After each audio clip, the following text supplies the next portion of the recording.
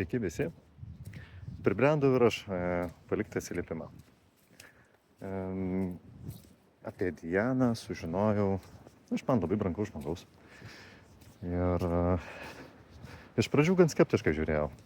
Ir pasižiūrėjęs tiek į Facebooko profilį, atrodė, apie ką tas žmogus.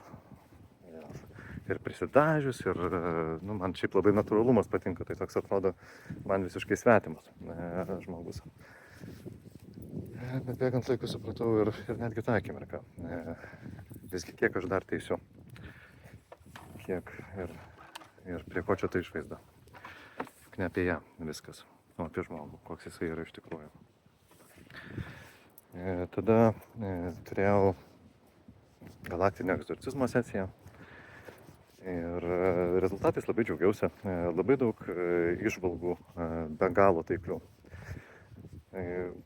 kur dalį apie save žinojau ir dalis buvo, kad taip, visą gyvenimą taip ir jaučiausi, bet negalėjau to įvardinti, kas yra, kas vyksta.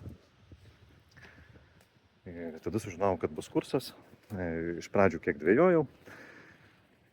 Rezultate, dvejojau, bet jau žinojau, kad eisiu. Tiesiog to veiksmo neužbaigiau. Tai praėjau kursą 11-11, kuris, be galo stiprus. Ir tikrai patenkino visus lūkesčius ir netgi dar daugiau.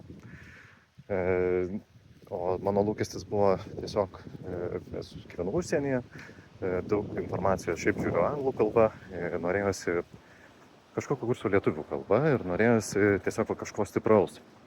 Tai gavau su kaupu. Ir viskas vyko labai, sakyčiau, taip kaip ir turėjo vykti. Daug visko įvyko tiek kurso metu, tiek po kurso, daug transformacijų. Ir iš tiesų tai yra transformacinis kursas. Ir buvau užsibukavęs asmeninę sesiją. Asmeninė sesija įvyko pačiu, vėlgi, tinkamiausiu laiku, kada turėjo įvykti. Ir man Diana tai yra, savo srities profesionalas. Taip, kaip aš ją matau. Be galo džiaugiuosi, kad esi. Esu dėkingas tau už viską.